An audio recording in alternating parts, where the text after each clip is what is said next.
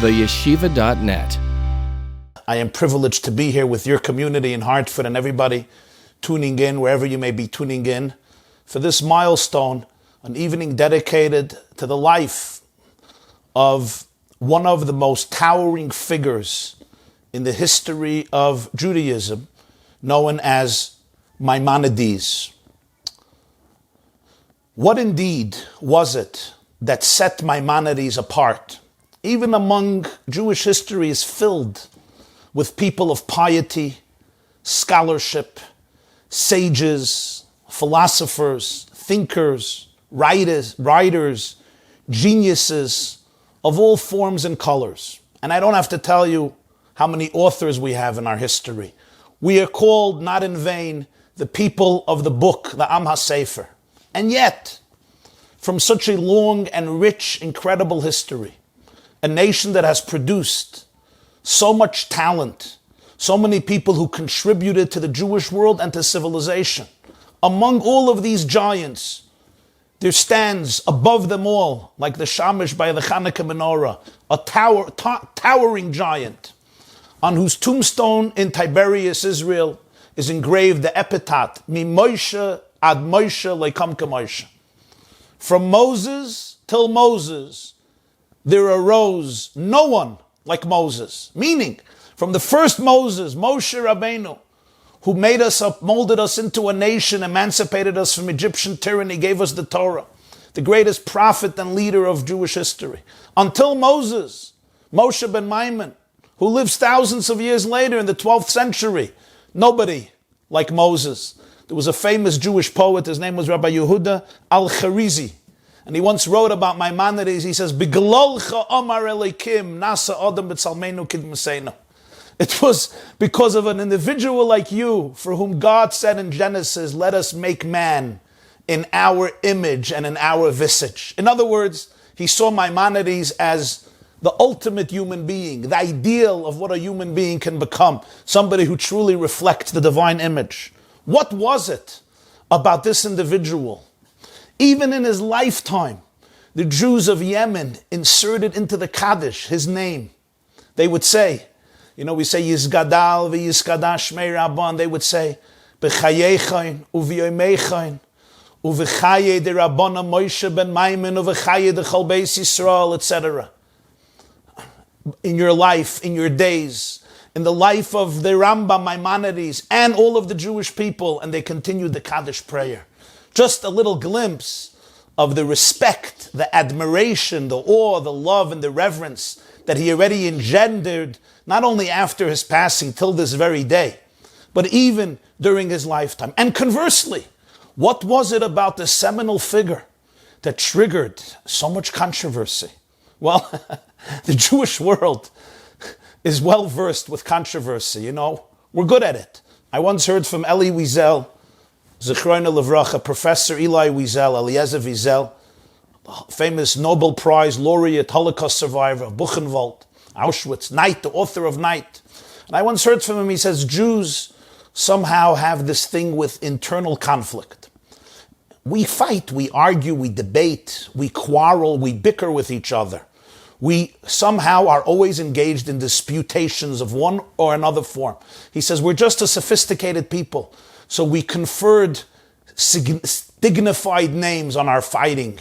And he says, we fight with the whole world. So we turned it into a discipline. We call it sociology, the study of sociology. He says, then we fight with God. So we turned it into another discipline. We call it theology. He says, then we fight with ourselves. That we call psychology. Yet, even among debates, something stands out about the bitter controversy, to the point that some great rabbis in the 13th and 14th century not only banned the books of Maimonides, but really declared a full battle, a full-fledged war, so to speak, on his writings, on his scholarship. What was it? So my dearest friends, my brothers and sisters from Hartford, all over the world, wherever you're joining us from, I'm going to try to give tonight a humble, brief, and concise presentation, not obviously exhausting such a rich, and fascinating subject, but hopefully trying to stimulate your taste buds, our taste buds.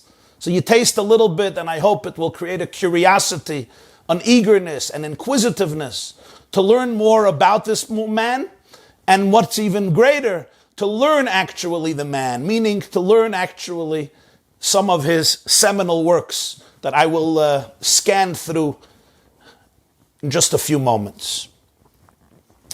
It all begins on a busy day, a few hours before Passover, in the year 1135, in the southern Spanish city, the beautiful city, you can visit it today, of Cordova. The judge of the Jewish community, a man named Maimonides, Rabbi YY, his wife gives birth to a little angelic baby. I guess every baby is angelic, but he was certainly an angelic baby, whom they name Moshe, Moses. I doubt that at that moment they understood the significance of the name and the contribution that this child will make, not only to the Jewish world, but to the world at large. As Maimonides himself writes, he follows a lineage of 8 generations of judges, which means spiritual, legal scholars, leaders of the Jewish community. And interestingly, Maimonides firmly held, and it was not a popular, this was not a popular idea, it actually triggered some controversy, that rabbis and judges ought never to be supported by the community. He felt that every rabbi and judge must first secure for himself a financial base and an earning of a living based on his own vocation or career or field of work, that this person must be financially independent with no strings attached, and their entire work as a rabbi, teacher, judge, spiritual leader, Talmudic scholar, and communicator of Torah must be pro bono.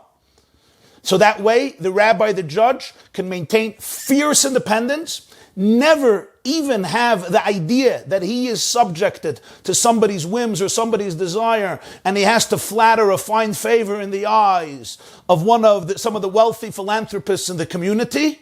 And he lived up to this. The Rambam made sure that for a day, even though he's considered the greatest halachic authority in the Jewish world, and certainly some nice fundraisers could have collected some nice amount of money to support Maimonides, a single day in his life did not go by without him earning a living, even if that meant a midlife crisis and a transformation of career.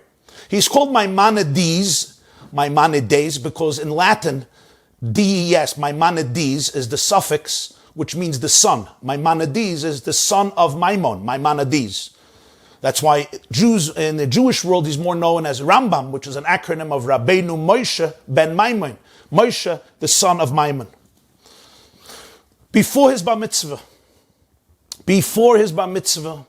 this means before 1150, tragedy strikes the family and the community. The Almohads, an extremist, fundamentalist group within the Islamic religion, who were the real monotheists. Al-Mahad, Elokim Had, one God, canceled out all the tolerance that the Islamic religion would have for other religions, even the special privileges they gave to the other monotheistic religions, Jews and Christians, calling them the dhimmis. They were surrendered to the Muslims, that to pay extra taxes. They were second status, lower status, second tier, but they were allowed to practice their religion. This was now canceled out. Either you embrace Islam or you die. Many Jews were killed. Rambam, as a young boy, was forced to flee with his family. It seems that his mother died when he was a young child, but he fled with his father and the rest of the family. And they fled, and the next years would be defined by escaping one place and another place and another place. They ended up in Fez, Morocco, had to flee there because the Almohads came to North Africa, traveled across North Africa, ended up in Jerusalem. They had to leave Jerusalem as well. And ultimately, Rambam Maimonides settles in the city that would remain his residence until his death, a place called Fustat, which is Old Cairo, ancient Cairo. In Fustat, he would live for the remainder of his life, 69 years the Rambam lived, born 1135 and passed away, born Erev Pesach in the spring, the day before Pesach, and passed away in September or January, winter of 1204, Chof Tevis, the 20th day of Tevis, and the Rambam's body was buried, he brought to Israel, buried in Tiberias, where people still go and pray as resting place. Although I should mention that among Cairo Jews, there was a tradition that the Rambam was buried in Fustat, in the courtyard of his yeshiva, and they maintain till this very day that the Rambam was not buried in Israel, he was buried in Egypt, in Old Cairo. The Rambam in Egypt served as a merchant. He was a partner with his brother. He invested the money, and his brother would go and travel and purchase diamonds and precious stones, bring them back, which would be sold by the two brothers, and that's how the Rambam supported himself, supported his family, until tragedy struck.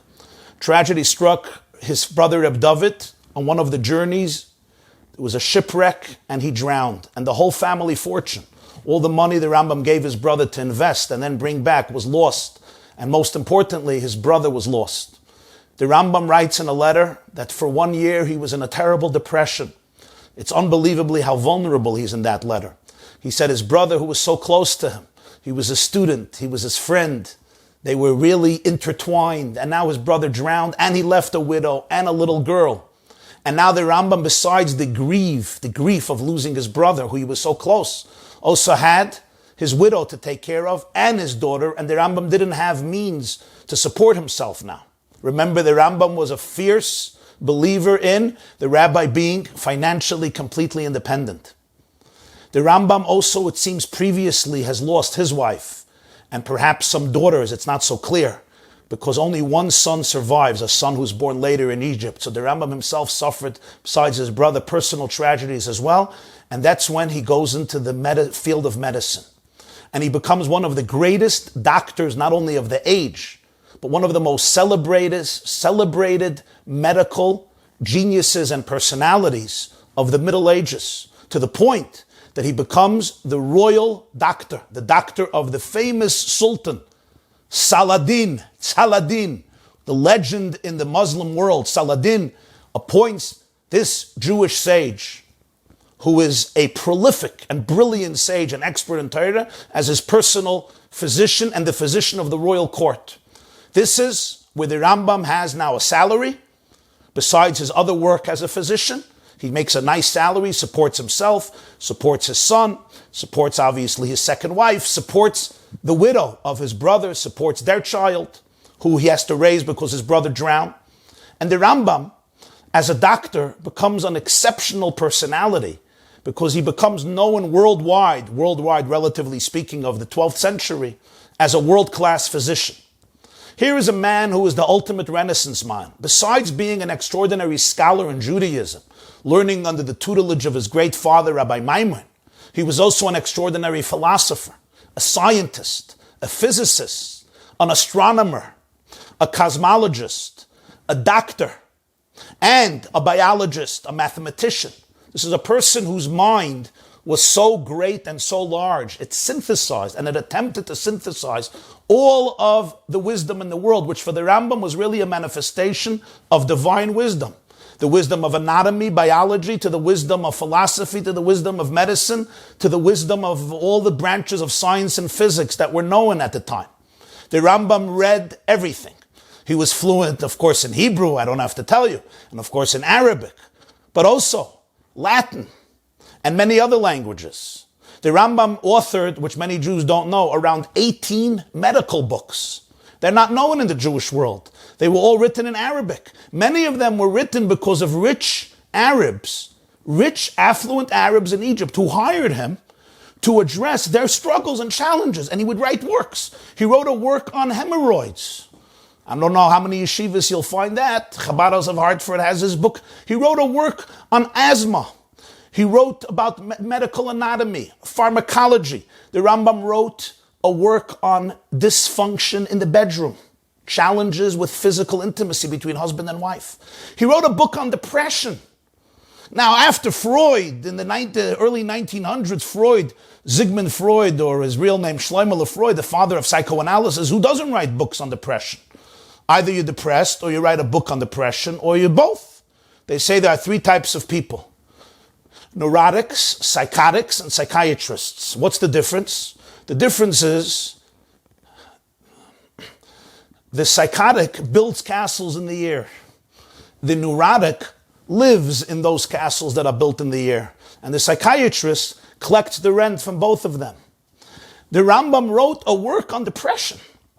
He also wrote an extraordinary dictionary which combined, and it became an encyclopedia of all medicines and herbs known in that day, that the Rambam researched through observation and experiment in all of the available works and his own work of observation and research. And he made this ultimate dictionary of all types of medicines and herbs that were available, and also collecting the material of 4 different languages. The Rambam wrote, he wanted there should be a comprehensive dictionary of medicinal herbs, of medicinal plants, and he has there a dictionary of all of them in Latin, Greek, Hebrew, and Arabic. So it's basically a multilingual code. So anything that was written in one language with its own names and characteristics and adjectives, he now translates in all of the other languages so it could become familiar to people from so many different countries and thus bring healing to so many people. The Rambam has a letter to one of his translators, because he wrote almost all of his books in Arabic. Besides one, he wrote all of his books in Arabic because he wanted everybody, the masses, should understand it. Besides one. And he had a translator, famous Ibn Tevun family, translated his works. And the Rambam writes a letter to his student, who was a translator of his. He writes about his schedule. It's an incredible piece of history of the 12th century. Listen to a schedule of a great Jewish sage. He says to him how limited he is in time. He says, early in the morning, I have to get on my donkey and travel from Fustat, Old Cairo, to the royal palace. Today, I think by car, it's probably 15 minutes, maybe even a little less. But with a donkey, it can take close to an hour. I have to be there the first thing in the morning to make sure the Sultan, Saladin, is healthy. Then I got to check up on the queen. I got to check up on all the kinderlach, all the eniklach, the whole family, all the ministers, all the governors, the whole entourage. And what if somebody has a problem? If somebody is ill, I have to remain there and nurture them back to health. And now the Rambam, after the end of a long day or an afternoon, he goes back home. Also a donkey. He's on a donkey. Remember, he's not sitting in a taxi where he could take calls and send emails and write his works. He's riding on a donkey. This is the 12th century. He said, I come home to Fustat, and by the time I come home, it's afternoon. The corridor, the foyer of the home is overflowing with people. Jews and non-Jews from every stripe, every background, every walk of life, every religion.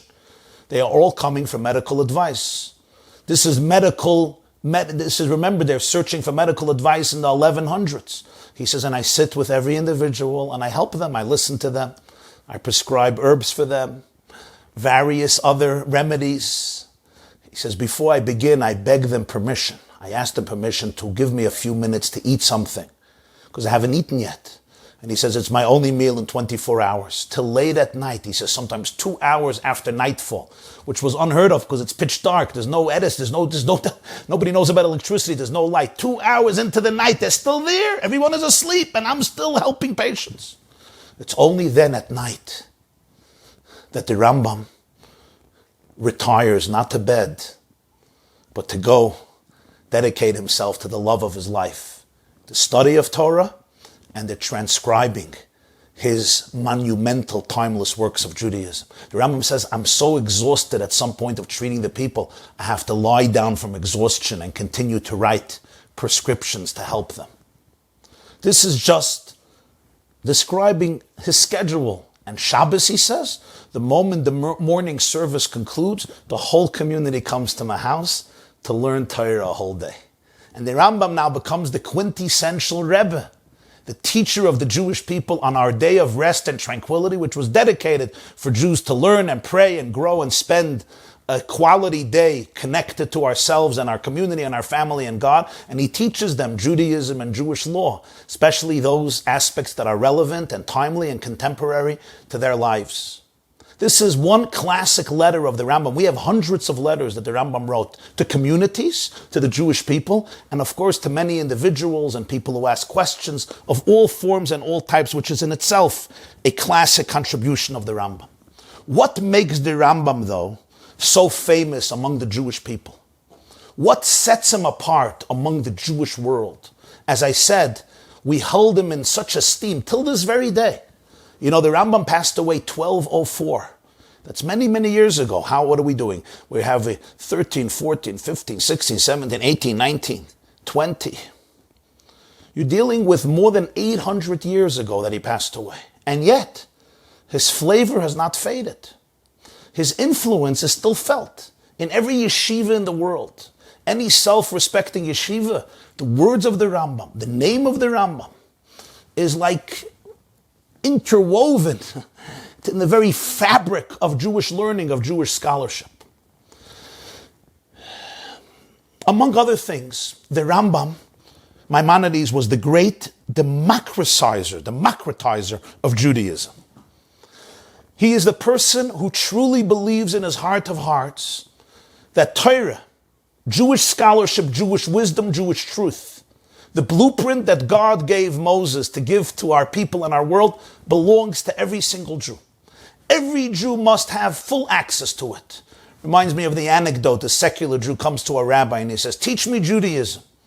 The rabbi says, "Absolutely, come to my office. We're going to learn Torah together." He says, "Rabbi, what's the fee? How much do you charge?" He says, "Fee? For teaching Torah? Moses didn't charge fees. God didn't charge fees. I charge fees. Come to my house. Torah learning is free."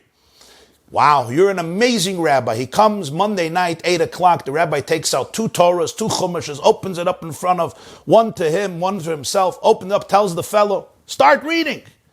Guy says, "Rabbi, I can't read. That's why I came to you to learn." He says, "You want Hebrew lessons? Hebrew lessons is $300 an hour." The Rambam believes with full conviction that verse of 1 Moses, Torah tziva lanu Moshe merasha kilas Yaakov. The Torah is an inheritance that belongs to every single Jew. And the Rambam decides, and one of his main mission statements in life is, he is going to get this done. He is going to make sure that every single Jew has access to Torah. I want to tell you something, sometimes people don't realize greatness doesn't just develop randomly or robotically or just good luck. Greatness is strategized very often. Shakespeare said, there are those who are born great and those who develop greatness and those who have greatness thrust upon them. And sometimes it's a combination of all three, and that's very powerful. The Rambam writes in a letter to Jews of France, a community in France, Lunel, France, paraphrasing Jeremiah chapter 1. Jeremiah didn't want to be a prophet. And God told him, "Before I formed you in your mom's belly, I already knew you. Before you left the womb, I sanctified you. I have made you a prophet to nations." The Rambam, Maimonides, paraphrases these words. I'm going to say them in Hebrew because they're so powerful. He writes to Jews in France from Egypt, "B'terem noitzarta bebeten haTorah yedatani." I always felt that before God formed me in my mother's belly, the Torah has known me. The Torah, so to speak, captured me. B'terem eitzim erechem hiktashtani. Before I left the womb, I was sanctified by it. Lahafitz my noiseha hachutza nesatani. God put me in this world to spread the well springs of Judaism outward. Of course, these words are very powerful. They come from Proverbs. Yafutzu my noisecha chutza. Let your well springs spread outward. The Rambam says that this was his mission statement. And we all know the Baal Shem Tov, the founder of the Hasidic movement, has a letter that he was told by Mashiach in heaven that Mashiach will come when your well springs, Yafutzu my nesecha chutza, became a beautiful song. When your well springs will be spread outward. The Rambam here does something remarkable. First of all, the most powerful book of oral tradition after the Chumash is the Mishnah.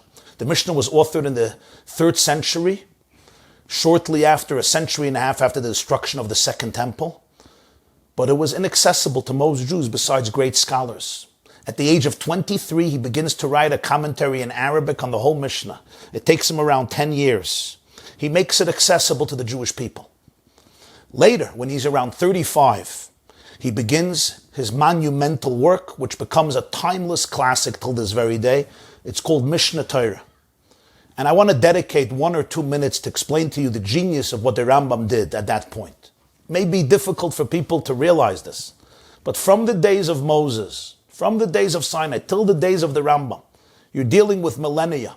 There was no organized, systematic work that compiled Jewish law. I know it sounds strange. It just didn't exist. You had the Bible, which is cryptic in terms of concrete Jewish law. You had the Talmud. The Talmud has 63 tractates, thousands of pages, but it's not organized in a systematic way because the Talmud, each tractate could combine laws on hundreds of different topics because the way the Talmud was composed is like a conversation that flows. It's like a stream of consciousness. They start off with one topic, and a rabbi asks a question, and a rabbi gives an answer, and another rabbi asks another question, he gives another answer, gives a proof, and then they change subjects, and suddenly 5 pages later, they're now off completely on a different subject. So, in order to find out the concrete bottom line, what is Jewish law, you had to be a scholar of titanic proportions. Master all of the Talmud, all of the rabbinic literature. That means Mishnah, Talmud, Sifra, Sifri, Tosefta, Mechilta, Midrashim. All the literature of the Gaonim, post-Talmud. And then maybe you can figure it out. Needless to say, for most Jews, 98% of Jews, it remained completely sealed. And the Rambam was the first man in Jewish history to create a systemized encyclopedia of Jewish law on every single topic that relates to Jewish law and Jewish life throughout all of history. Now imagine, there's no Google, there's no research engines, there's no internet, there's no computer, there's no typewriter, there's no printing press. There's written manuscripts.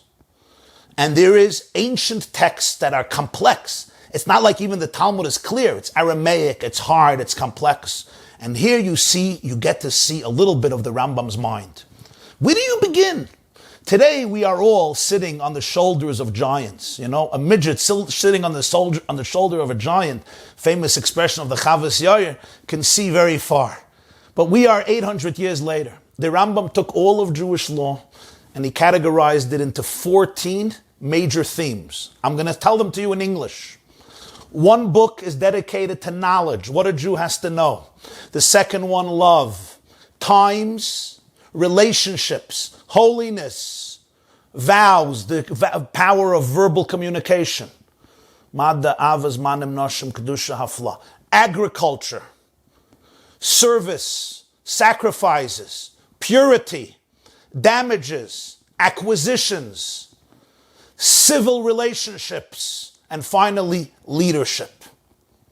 14 books, sounds simple. In each one of them, he puts in many, many sections of all laws of Judaism relevant to that. So in the book dedicated to relationships called Nashim, women, he has all the laws of marriage, all the laws of divorce, all the laws of levirate marriages. In the book dedicated to times, he has all the laws about Shabbat, all the laws about Passover, all the laws about Sukkot, all the laws about Hanukkah, all the laws about Purim, etc. 83, he defines Judaism into 83 different themes, different halachas that are categorized in those 14 books, written concisely, briefly, in a beautiful, beautiful, eloquent Hebrew. The grammar is creme de la creme par excellence, and he writes in his introduction, I want to tell you my mission statement. I'm calling this book Mishnah Torah. Mishnah Torah means it's the second to the Torah. You know why? I need you to read the Hebrew Bible, the Chumash, the Tanakh. After that, you read my book, and you don't need any other book to know any law that relates to any aspect of Jewish life, from morning to night, from birth to death, throughout all of Jewish history. He even includes the laws relevant to the time of the temple and the laws relevant to the time of Mashiach. The code of Jewish law written centuries later only has laws that are relevant today. The Rambam, in other words, encompasses every item of Jewish law in a clear, concise, brief way. Doesn't put in his sources because he doesn't want to overburden the reader. He doesn't even bring citations where he took it from, which became a source of controversy. Because he wants this to be accessible, as he writes, kekatan kegadol, for the smallest and for the oldest. It becomes immediately what you would call today a bestseller. its impact is incredible. Jews who have a niche for scholarship and wisdom devour it. It's copied, it gets publicized all over the world. It gets more popular by the day. People realize that this is a contribution that is historic. It's not just a nice contribution. It's a contribution that's historic. The first time somebody made such a monumental, organized, systematic compilation. And some people also don't like it. Remember, now everybody has access.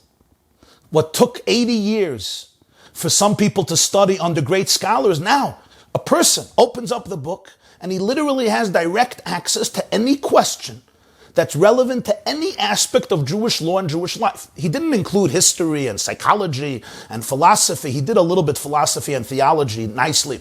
He didn't include every element of Judaism, of course, but Jewish law, everything that's connected to halacha. He also makes an encyclopedia of the 630 mitzvahs. We always knew there are 630 mitzvahs, but nobody knows what they are. The Torah doesn't enumerate them clearly. There was a big controversy. The Rambam made a book, Sefer HaMitzvahs, an encyclopedia. What are the 630 mitzvahs? You know what else he did? For the first time in Jewish history, he articulated a system of what Jews believe in. One of the most fascinating things about Jewish history is we lived for thousands of years and we did not necessarily know exactly what we believe in. And yet we survived. And the Rambam says, okay, let's articulate this. And he wrote a whole essay, whole introduction to Sanhedrin chapter 11, Mishnayos. 13 principles of faith that many Jews still say today. 13 animamens. What do Jews believe in? If you're a Jew, what do you believe in? What is the basic system of our theology, of our philosophy, our faith? Faith, of course, it triggered controversy. Who said there's 13 principles? Who says this is an important principle? Rabbi Yosef Albo argues there are only 3 basic principles in Jewish faith. But it's fascinating. The Rambam's contribution here to really systemize Judaism in a way that is comprehensible, that is concise, that is brief, that contains extraordinary profound scholarship and yet accessibility to the great scholar and to the layman alike. As I said, it becomes an incredible bestseller. Till today, when we have so many works that emulated the Rambam and followed in the footsteps of the Rambam, we go back to the Rambam, not just to see what he has done, but also to get the right definitions of every law, the accurate definitions, the subtle descriptions, the definitiveness, the way he could sum up a conversation in 50 pages of the Talmud, in one paragraph, and gives you the summation. There's so much insight to learn from it. But the Rambam did something else that was equally incredible. And this is where we go into the second half of the lecture as we wind down, and this is what happens in the world of philosophy. The Rambam was an extraordinary philosopher who was well versed in most or all of the philosophical works that were available to him. Not only the original Greeks, Aristotle, Plato, Socrates, through Plato, but much more than that. All the translations to Arabic, all of the great Arabic scholars and other scholars. He was extremely well versed. And he knew that many Jews who at that point in time were reading a lot of philosophy started to feel an inferiority complex. In this sense, there is a great comparison between 12th century Spain and Egypt and other parts of Europe and Africa to the 21st century United States of America. Jews had access to all material. It was no Google. It was not Google, which was created by a Jew. But in the 12th century, they had access, and Jews were smart, and they were reading it. And a lot of young Jews started to ask questions. Islam is so powerful. Christianity is so powerful. And Islam was very developed. You had great architecture, great mathematicians, great poets, great physicians, great philosophers. Why am I Jewish? Why am I putting on tefillin every day? Why am I fasting on Yom Kippur? Why am I not riding my donkey on Shabbos? Why am I wearing tzitzis? And why am I not wearing garments that mix wool and linen? And why can't I eat cheeseburgers? Why not? A major inferiority complex set into the hearts of many Jews, especially those who had acute minds and were exposed to Greek philosophy and Arabic philosophy of the age. And that's where the Rambam wrote a classic philosophic work called Moreh Nevuchim, the Guide to the Perplexed. The Rambam was already older when he wrote this book, and it became a very thorough, complex, brilliant work of philosophy showing the power of Judaism, the authenticity of Judaism, and how all of the great ideas developed in Greek philosophy and other philosophies, not only don't they contradict Judaism, but on the contrary, Judaism really is in tune to the deepest truths that we are aware of in terms of the cosmos, in terms of our planet, in terms of human ethics, in terms of human behavior. He was not afraid to delve into all of the works of Aristotle and all subsequent philosophers. He had tremendous respect to Aristotle, who he calls ha-philosoph, the philosopher. And in his words, he writes this in Mishnah Torah, Kabbalah ha'emes b'misha amra. I'm ready to accept truth wherever I find it.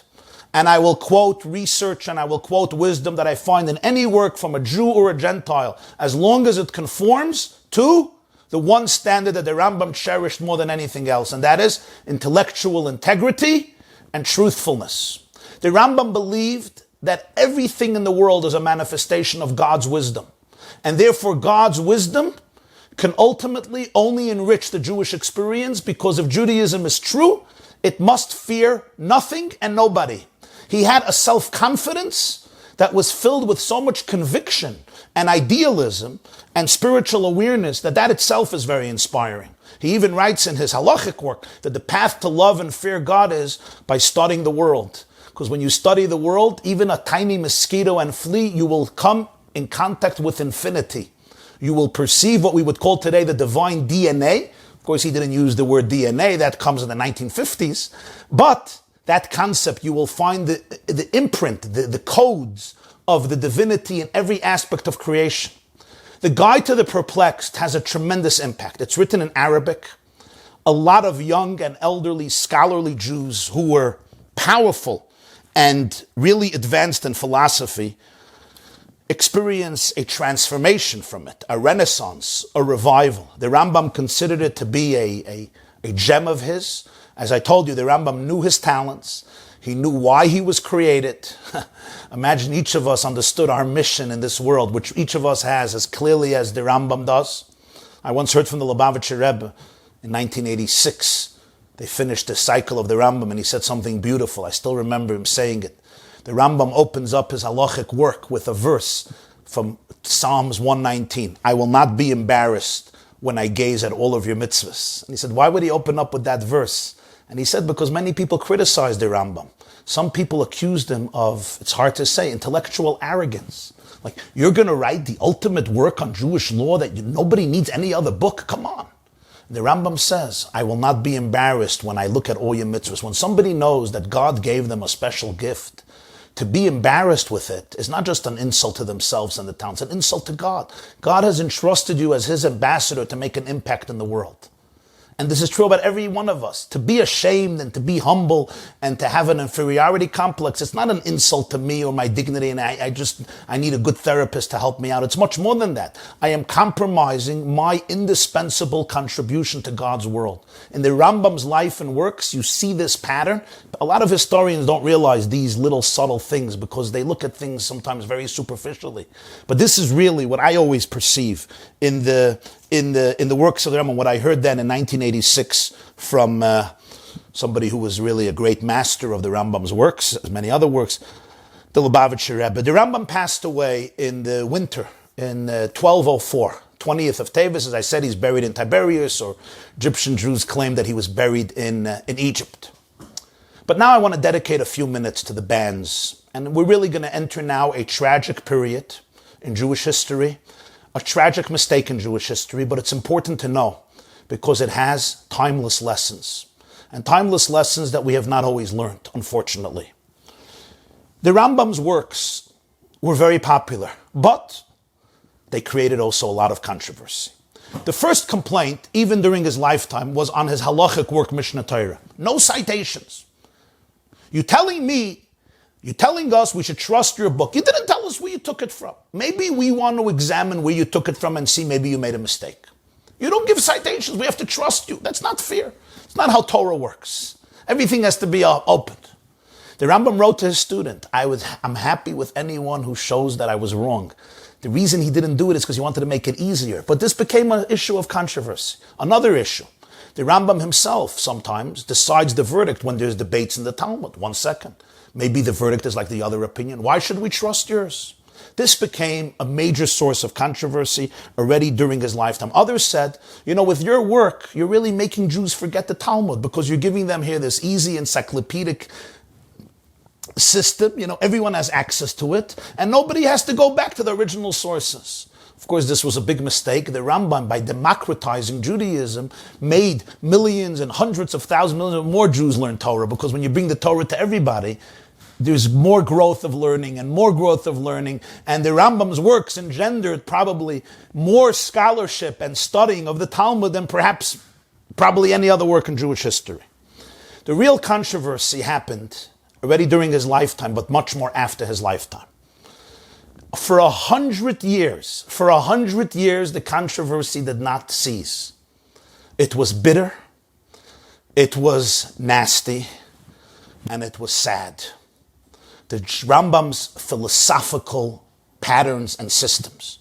Jews, especially Ashkenazic Jews who lived in France, were not accustomed to the works of philosophy and science and physics and mathematics and medicine like the Rambam. So medicine nobody would have an issue with because he's a doctor, he's healing people, a world-class doctor. But philosophy, they felt, he's so quoting Aristotle constantly. He's so versed in Aristotle. Will he perhaps endanger the future of Judaism? He's going to encourage young Jews to study philosophy. They may get lost in philosophy, stuck in philosophy. He's always busy with the perceived conflicts between Greek philosophy and Judaism and showing how to reconcile the two. But one second, this can ultimately compromise the integrity of Judaism. It becomes confusing. It creates questions. And since when does Judaism go to search what the philosophers say? We have our own system. It's internal. It's wholesome. There's an integrity there. We follow the tradition. And therefore, the whole approach of the Rambam, the great synthesizer, the great Renaissance man, the one who wanted to encompass all of wisdom and felt threatened by nothing and nobody, became extremely difficult for many rabbis and sages to entertain. There were also particular aspects they didn't like. A lot of his interpretations to the miracle. The Rambam had a side of him. He cherished nature. And he explains a lot of stories in Chumash based on different explanations that were not always the straightforward explanation. The Rambam shuns anthropomorphisms. Whenever it says God's eyes, God's mouth, God's hand, the Rambam rejects it in his great philosophical awareness of God being non-corporal. The Rambam believes we can't even describe God. We can only speak about what he's not, never what he is. The Rambam also is extremely sharp about certain, what he feels are primitive interpretations of Judaism that ultimately would disappoint the scholar. This and other factors. People were upset about what he wrote about sacrifice and what he wrote about different mitzvahs and what they felt was a great emphasis on a very rational approach to Judaism. The Guide to the Perplexed proved to be controversial, and the first book of his halachic Mishnah Torah, which is known as Sefer Hamada, where he includes a lot of his philosophy and theology, became controversial, and a ideological war broke out in France, in Spain, in Israel, and there were two sides. Great rabbis on this side, great rabbis on this side. Ramban, Nachmanides, Radak, Rabbeinu David Kimchi came to the defense of the Rambam, even if they disagreed about some issues. But Reb Shlomo Minahar in France, was he a critic of the Rambam? And he had a student, Rabbeinu YY of Girona, France, of Spain, Girona, and then later in France. Did he become a critic of the Rambam? This split the Jewish world. It's hard to know. It's hard to realize. And a great shanda, somebody desecrated the gravesite of the Rambam in Israel. The greatest shanda and the most powerful, one of the great tragedies in Jewish history is what happened next. Now, some historians debate some of the details, some of them debate more details, some of them say it didn't happen, but this is the consensus in most works that I have researched. Some of the great rabbis who opposed the works of Maimonides decide to do what Jews would do sometimes in history, to go to the Goyim. And they go to the Dominicans. The Dominicans are staunch Christian believers. And they go to the Dominican friars and they say to them, there are Jews who are becoming heretical and becoming apostates. and going to deny the Bible, which for the Christians is sacred, the Old Testament, because of the influence of Rabbi Moses ben Maimon. And this is after his death. And the Dominicans observe this.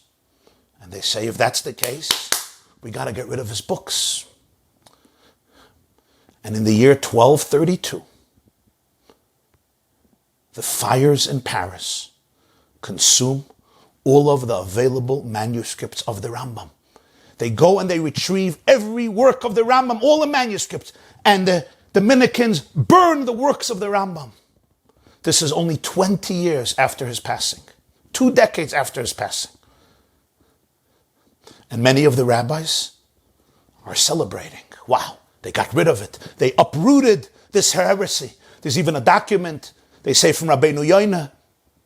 Although some argue about the authorship, he says, you tell me that the Rambam was a scrupulous, observant Jew. He did all the mitzvahs. So what? We had a high priest who was a high priest for 80 years and then he became a Sadducee. The fact that somebody can be so frum and observant doesn't prove anything.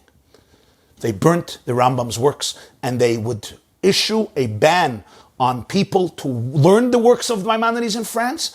His assets would be confiscated. He would be penalized if he read those works. But something even more tragic happened just 12 years later. One of the greatest ironies of history, 12 years later, there is a Jewish apostate, a Jew, who was a student of Rabbi Yechiel of Paris, one of the Balei HaTosfos. His name is Nicholas Dinan. He converts to Christianity. He goes to the Pope and he says that the Talmud is filled with rhetoric against the Gentiles and against Christianity. And ultimately, after some staged trial between Nicholas Dinan and his old Rebbe, Rabbi Yechiel of Paris, there's a huge fire in the summer of 1242, some say 1244. Tes Tammuz, Erev Shabbos, Parshas Chukas. And in Paris, they collect every available manuscript of the Talmud. They fill up 24 wagons with original manuscripts of the Talmud. Hundreds or thousands of volumes. Remember, it's not printing book, not printed books. Every manuscript was written with sweat, blood, toil, tears. They fill up 24 wagons. And the Talmud burns. Every available manuscript of the Talmud, of the Gemara. Cherished. Since the days of the Talmud, this is already more than 5 centuries after the Talmud was written, close to 6-7 centuries, all burnt, all went up in flames over 1 or 2 days. 10 years after the burning of the Rambam's works. It was an incredible tragedy in French Jewish history. And I should tell you, you know where this happened, right? Very close to the famous cathedral, Notre Dame. And one of the Jews who observed the fire, Reb Meir of Rattenburg, Marami Rutenberg, a student of Rabbi Yechiel of Paris, who led the debate against this Jewish Meshumad, Nicholas Dinan, wrote a poem. We just read it on Tisha B'Av, Shali Srufa Be'esh, about the burning of the Talmud. He promises there that one day the fire will reach you as well. And we couldn't help but reflect on this poem last year, right before Pesach, you remember? When we saw the fires engulfing that ancient and majestic and powerful cathedral that attracted, I think, 30 million a year. Notre Dame, very close to the place of the burning of the Talmud. Something incredible happened now. Rabbeinu Yonah, Rabbeinu Jonah from Girona, the one who was one of the greatest and fiercest opponents of the Rambam, who wanted his works uprooted and weeded out of the Jewish community, realized what happened. And his student writes this. He had a student, Rabbeinu Shlomo, he says, my teacher realized that the burning of the Talmud was a direct result of the burning of the works of Maimonides.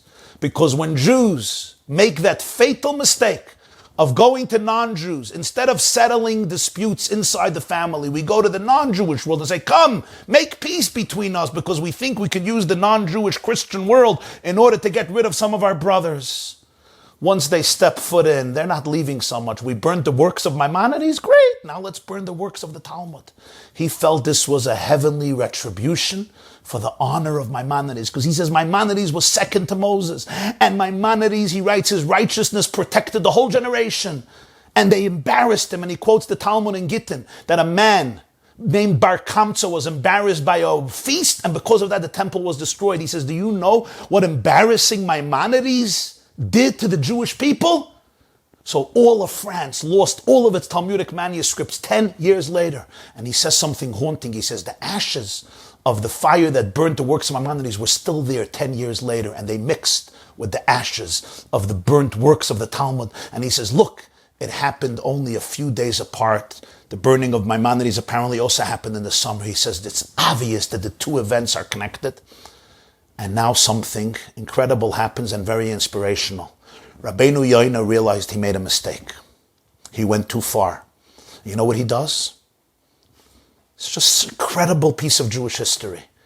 He authors one of the most classic Jewish works on repentance. It's studied till today. It's called Sharei Tshuva, The Gates of Repentance by Rabbi YY. Few know that he authored that book because he was trying to repent for what he did to the books of the Rambam. He was trying to do tshuva, and he wrote a whole book talking to himself about how to repent. And today the whole Jewish world was enriched by his work. Sharei Tshuva of Rabbi YY. We learn from this how to deal with mistakes.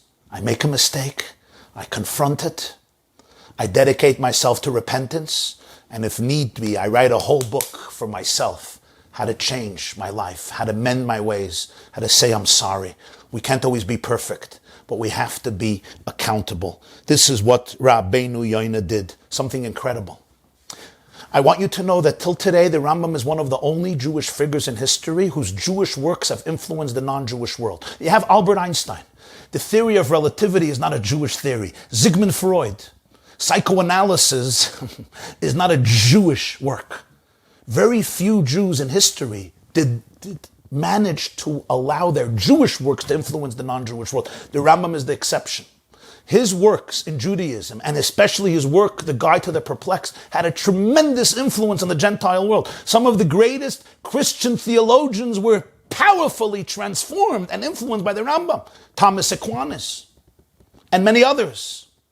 So the Rambam became a figure that wasn't only seminal for the Jewish world, but he's one of those Jews who impacted with his Judaism, literally, much of the modern world, in direct ways and indirect ways. Besides of his works on medicine and philosophy, all of his works that are connected, besides of his works on medicine, his works on Jewish philosophy, etc. In 1984, I was a young boy. I was before my bar mitzvah. I still remember it was the last day of Passover. And the Lubavitcher Rebbe of blessed memory conducted a farbrengen, a gathering. Thousands of people were in shul. And the Rebbe then spoke. He gave an address.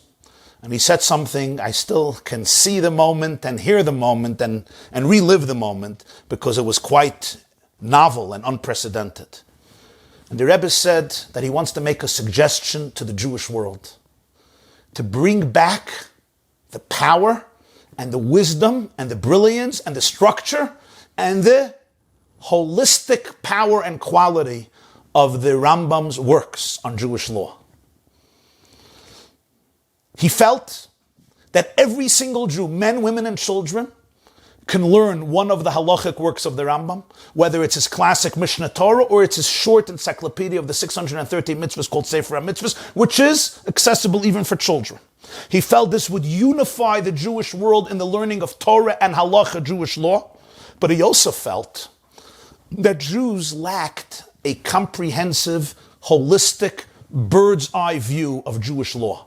And there's one work that can fill that void. When somebody studies the Rambam's magnum opus of Jewish law, he gets to know, or she gets familiar with, every single law of Judaism relating to all of our history and all of our life, including the laws that pertain to Mashiach, after Mashiach comes, the laws that pertain to the time of the temple, In other words, every aspect of Jewish life throughout all of Jewish history, every aspect of the 630 mitzvahs of the Torah in their details and nuances are compiled, systemized, categorized, accessible in a nice and concise Hebrew in the Rambam's work.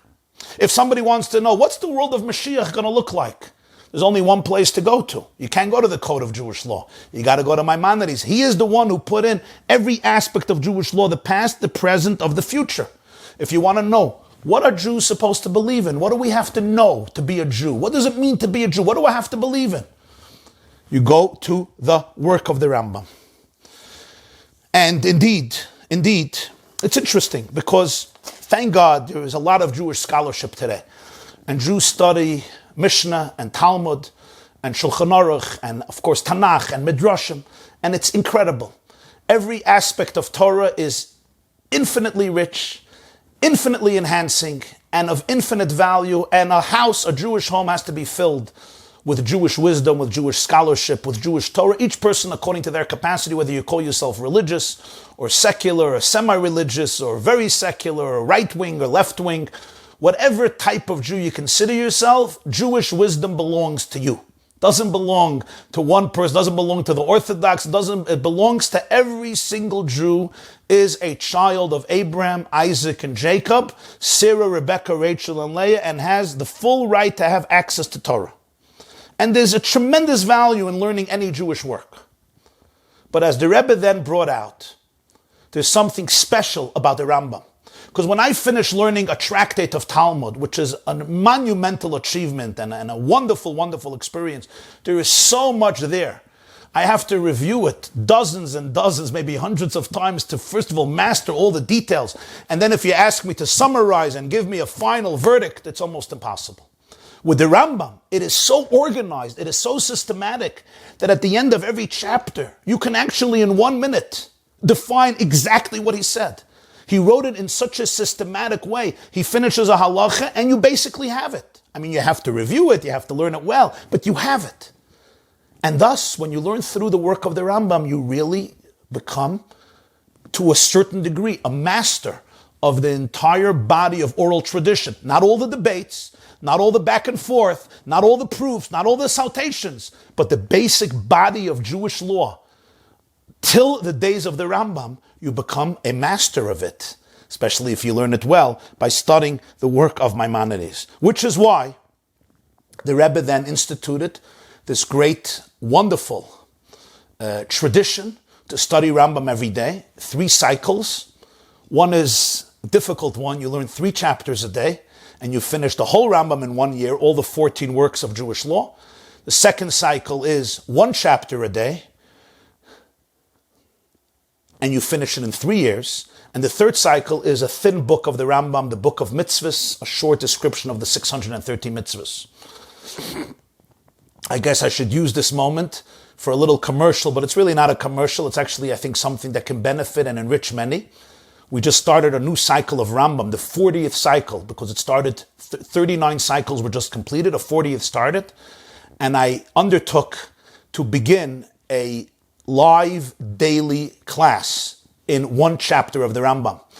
I try to keep it to 30 minutes, unless it's very long, but it's a 30-minute class. I give it every morning, 10 o'clock a.m., besides Tuesday, 8 o'clock a.m., on theyeshiva.net, theyeshiva.net. It's live every morning, 10 o'clock a.m. You could also watch a replay, and we learn every day 1 chapter of Maimonides.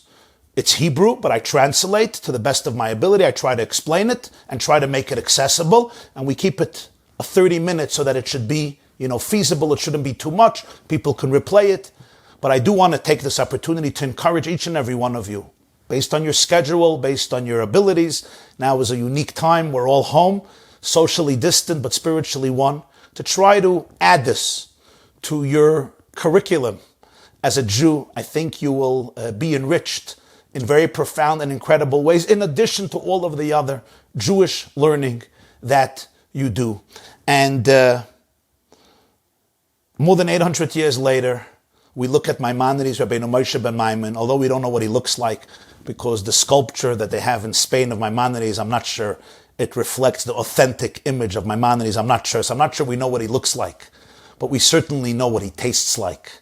We know what he we know how he thinks. We know how he enriched our world. The quality of his works remain evergreen.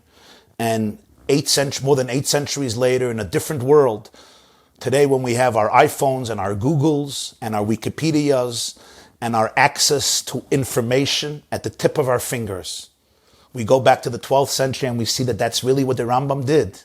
He wanted that people at the tip of their fingers should have access to the most important information in the world. But unlike Google, he didn't only give you, 1,000, you're researching a word and you have 1,000 or 100,000 references, or sometimes 10 million references.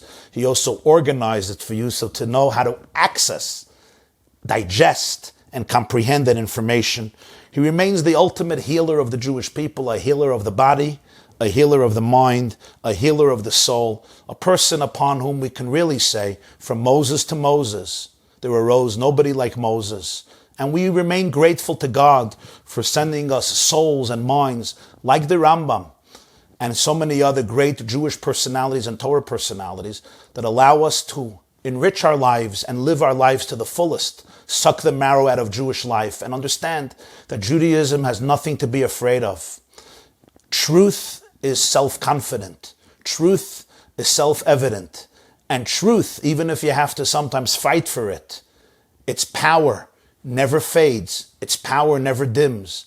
The Rambam imbued in the Jewish people the intellectual, emotional, psychological, and spiritual confidence of understanding that Judaism is the blueprint that God gave humanity in order to suck the marrow out of life and turn our world into the harmonious divine abode it was intended to be, until that great moment described in Isaiah 11, which Maimonides concludes his whole halachic work with, when the whole world will be filled with divine consciousness and divine awareness, like the water covers the sea. Amen. Thank you very much.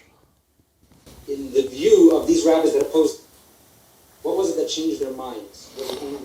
What was it that changed their minds was a few things. First of all, the burning of the Rambam's works, I think, really woke up many of them. They realized they went too far. Because even if you disagree with somebody, we don't have problems with disagreements. The Rambam chose views, and there's many disagreements. The whole Talmud is filled with disagreements. The greatest of the great disagreed with each other. But the moment disagreements morph into and evolve into mistrust, contention, hatred, animosity, and going to the Gentiles to force Jews to give up these works. In other words, the moment Maimonides was not just a person to disagree with, and indeed, he was the person to disagree with till today. If you're disagreeing with the Rambam. But the moment it went to that place, they realized that there was something very, very wrong, that different toxic forces took over their brains. That's number one. Number two, you have to realize he had fierce defenders, some of the greatest scholars. You had Maimonides, Rambam, who disagrees with Maimonides constantly. But the respect that he had for him, the Radak, some other great scholars who really, they traveled, they wrote letters.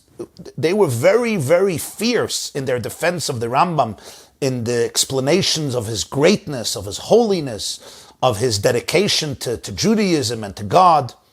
And indeed, it just with time, the truth is, what is the truth? The truth is, one can disagree with the Rambam. In fact, many laws today, we don't follow necessarily the Rambam's view, because the code of Jewish law decided sometimes positions that were contrary to the Rambam's position. But it became obvious that the Rambam was not just a scholar par excellence, but the Rambam was a man of God. And that even if somebody disagrees with the Rambam, and even if the Rambam wrote things that some people found problematic, essentially at the core of the Rambam's soul was a burning, burning passion for truth, for God, for Judaism. And with time, it just, truth vindicates itself. It's just the nature of it. Because reality ultimately prevails, because it's reality. If the Rambam was true, it had to prevail. And that's what the Rambam was. The Rambam was a man of God. The Rambam was, and today, it's just, it obviously, the whole Jewish world speaks about the Rambam with the greatest awe. I should mention one more thing, and that is the burning of his works, the burning of the Talmud. Really, it meant for many of them that God was telling them, you guys made a bad mistake. As I mentioned, especially Rabbi YY. Another major thing happened was the contribution of a man named the Rashba. In the early 1300s, a century after the Rambam's death, one of the most seminal figures of Spanish Jewry was the Rashba, Rabbeinu Shloime ben Aderes. Great Talmudic commentator, scholar, rabbi, physician, sage, leader. And he then really brought the two sides together. He wrote a lot of letters and a lot of response, and he explained that there may be disagreements, and maybe the Rambam did certain things that other rabbis would disagree with, and perhaps he was trying to rationalize Judaism in circles that maybe would have rejected it otherwise. We don't have to agree with him, but we cannot reject him and, God forbid, define him as a heretic. He also made an institution, and that is that the Jewish youth must stay away from philosophy. Until you're 25, you're not allowed to read philosophy, and you're not allowed to read the Guide to the Perplexed. Now today, 25 seems like a baby, but then when the lifespan was so short, 25 was a pretty seasoned age. So he says, till 25, no philosophy, no Guide to the Perplexed. Once you're 25, you're fluent in Jewish literacy, you're fluent in the Talmud, you're fluent in Jewish law, now you could go to the Guide to the Perplexed. So he really he gave space for both sides, and he ultimately allowed synthesis to happen and peace to come back to the Jewish community. And within some time, the debates faded. I should mention some other interesting fact, and that Moses Mendelssohn, who lived in the 1700s and is considered the spiritual father of the Haskalah movement, the Enlightenment movement. Of course, he used Maimonides as the quintessential person to prove that the best of European scholarship and Judaism could converge together. Ultimately, Mendelssohn is considered responsible for quite an intense corrosion of Jewish observance. Most of his own children converted to Christianity, even though he was a religious Jew, because there was a very big difference between Mendelssohn and the Rambam. The Rambam encompassed all the wisdoms of the world because of his confidence in Judaism. In other words, he really believed that the truth of God you could find everywhere. And he'll argue when he has to argue. The golden mean of Aristotle, the golden road of Aristotle, the center road, balance between excesses of this extreme or that extreme, is Aristotle's famous golden rule. The Rambam uses it in the laws of character development. But he argues with Aristotle. He says there's two qualities, there's no center of the road, humility and anger. Arrogance and anger. Over there you go to the other extreme. He argues with Aristotle. But with others, later, even though they used Maimonides, they essentially had an inferiority complex. And they came from a place of apologetics. And that really made a remarkable difference. There's the story of Spinoza, Baruch Spinoza in the 1600s in Amsterdam, and the way he glorified Maimonides. So a lot of different Jews who really left the Jewish path used Maimonides as a rationalization and a justification for their secularization of Judaism, if you will.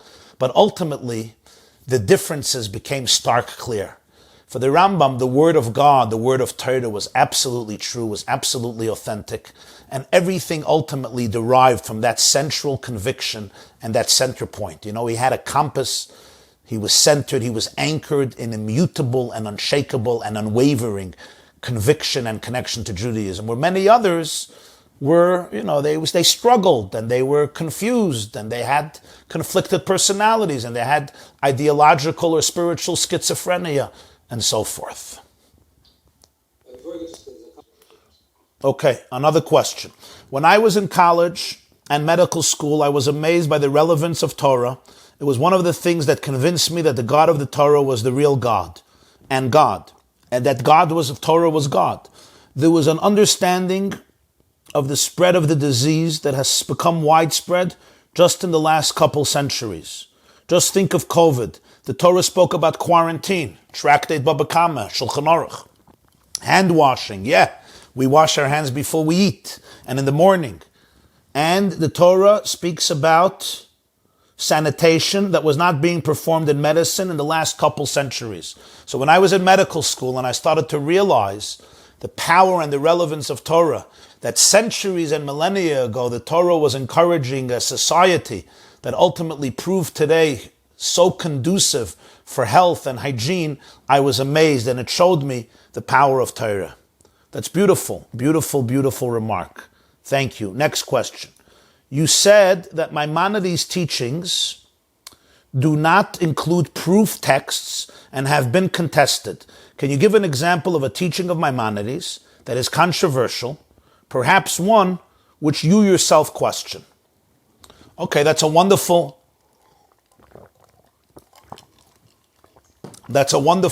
question. So I'll just give you a few examples.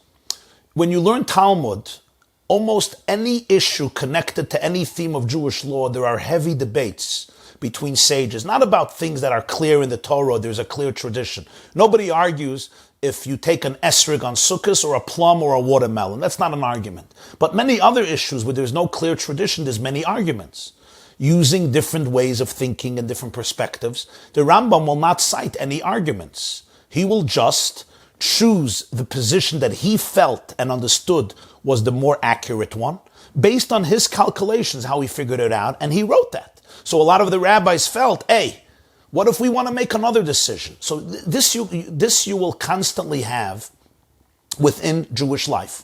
Some interesting controversial ideas. The Rambam, for example, believed that the ultimate reward for human life and history is in the next world, not in this world. That's what the Rambam believed. Yeah. The Rambam believed that sacrifices was God's response to paganism. They used to sacrifice people, so God said, you know what? Sacrifice animals. Maimonides takes a lot of issue with that. Takes issue. The Rambam says God has no corporal body.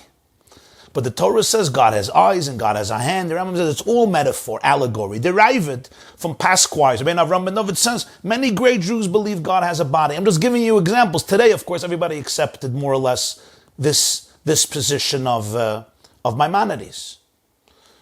So these are just classic examples, but really in any halacha that you look at, you could see that the Rambam has his path, his way, and sometimes they disagreed. There must have been many scribes to make all these copies that were burnt. Did they persist and continue to spread Maimonides' teachings? Absolutely. And remember, there were manuscripts of Maimonides in Egypt, there were manuscripts in Yemen, there were manuscripts in Spain, there were manuscripts in Israel, there were manuscripts in North Africa. So wherever there were manuscripts in Greece, there were manuscripts in Italy. So wherever there were Jews, there were manuscripts of Maimonides, and that's why his writings did not perish. Just like with the Talmud, there were other manuscripts of Talmud. You also remember that after Maimonides' death, his family remained the spiritual leaders of the Egyptian Jewish community for close to 200 years. They were called the Negidim. He had a grandson, Reb David HaNagid, and so forth. Next question. How did he convince people there is a God? Well, for the Rambam, you could read The Guide to the Perplexed. It's a fascinating, fascinating book, and he really gets very, very philosophical. Obviously using the terminology of the time, the philosophical works of the time.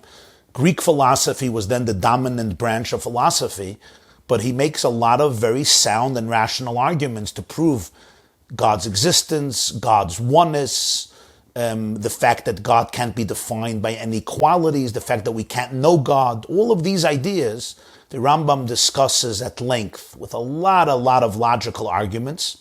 Of course, he discusses a lot the fact of observing a universe that is really a moving machine, a universe that is so intricate, so nuanced, and there are systems working in perfect synchronization and this constant motion. It's not a dead universe. And this is before they knew about what a cell is comprised of, before they knew about the genome or DNA, before they knew about the atomic structure that constitutes the basic elements of all matter, before they knew that the atom itself has the nucleus with the electron revolving around the atom, and therefore even what looks like dead, lifeless matter is full of dynamic motion and movement and life. So for the Rambam, there were so many systems in nature, all following laws of nature, which are rational. The laws make sense.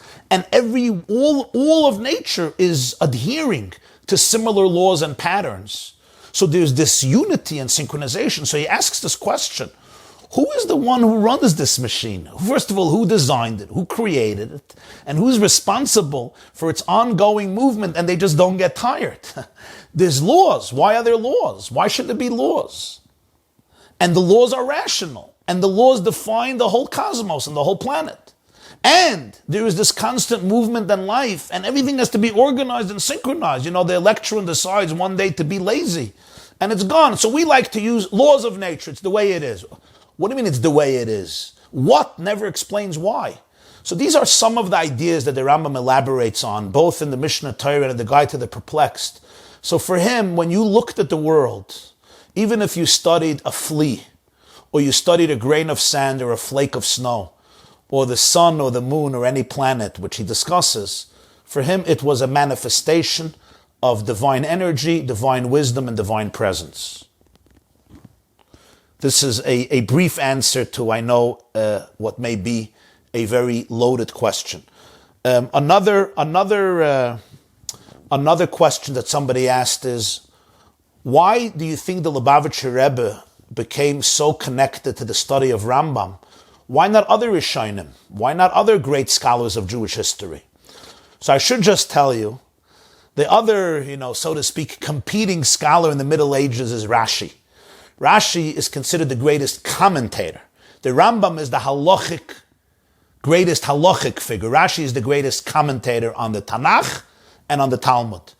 And if anybody is familiar with the Rebbe's scholarship, beginning with 1964, every single Shabbos, when the Rebbe would speak, he would take a Rashi of the weekly portion and unravel its infinite layers of depth. And this went on, Chafei, Lamedhei, Memhei, this went on for more than 25 years. Literally, Shabbos, holidays, the Rebbe would take a Rashi and could discuss it for a half an hour, an hour, sometimes 2 hours, and literally hundreds and hundreds and hundreds of Rashis that the Rebbe put under his scholastic microscope and really, I would say, revealed a whole new methodical way of learning Rashi, interpreting Rashi, and studying Rashi. So the Rebbe was quite fascinated and very deeply connected to Rashi as well, who was from the 11th century. Rambam is 12th century, Rashi is 11th century. Rambam is Spain and Egypt, and Rashi is, of course, France, Troy, France, and Germany. In terms of learning the Rambam, the reason is, of course, the Rebbe was an extraordinary Talmud Chacham.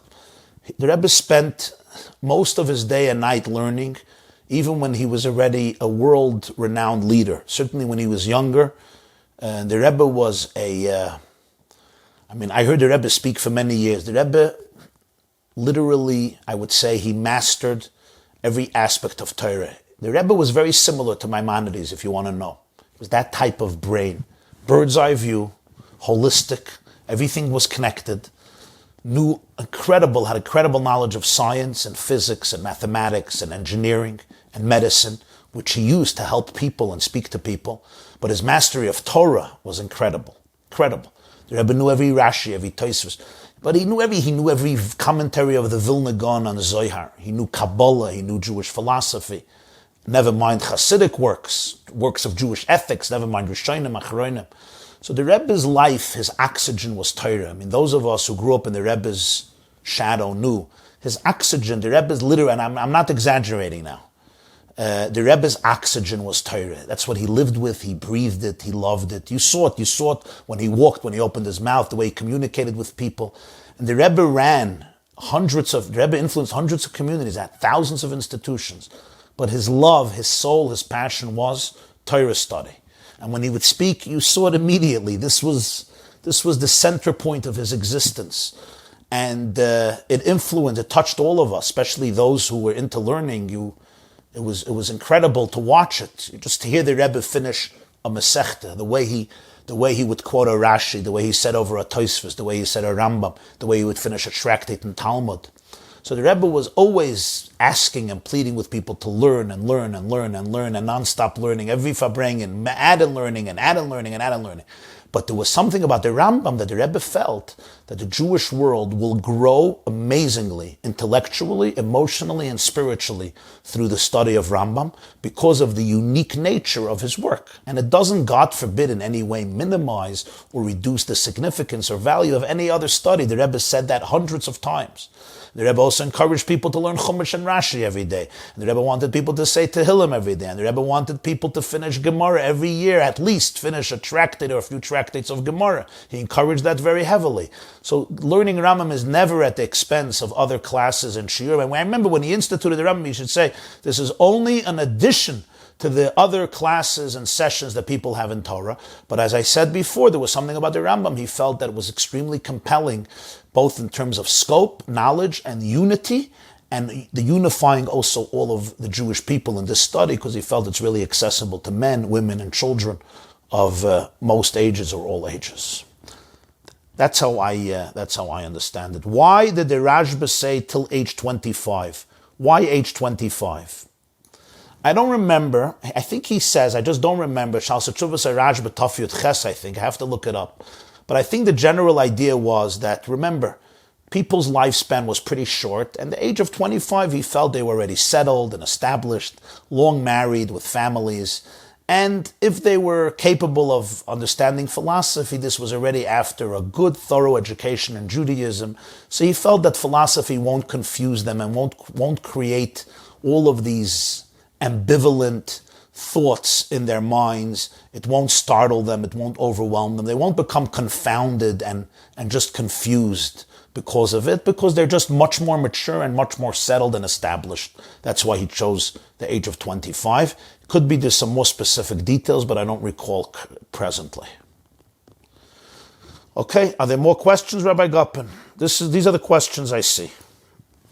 Yeah, I think that's all.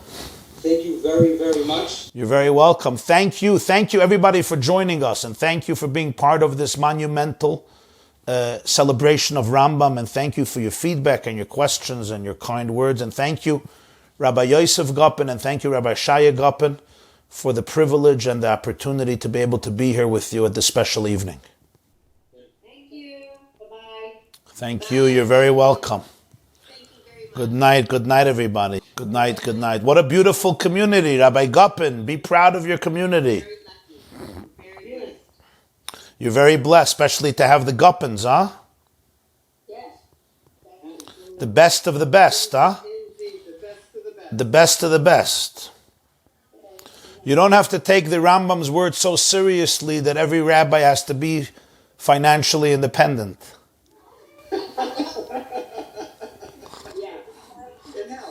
That's one of the views of the Rambam that didn't really take root so much for obvious reasons.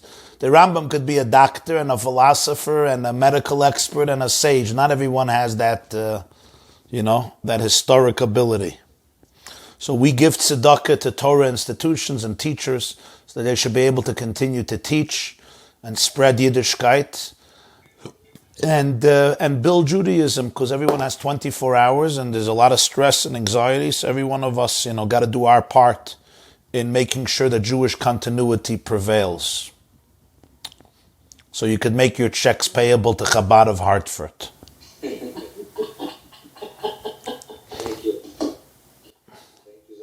And the Rambam will forgive you. The Rambam will forgive you.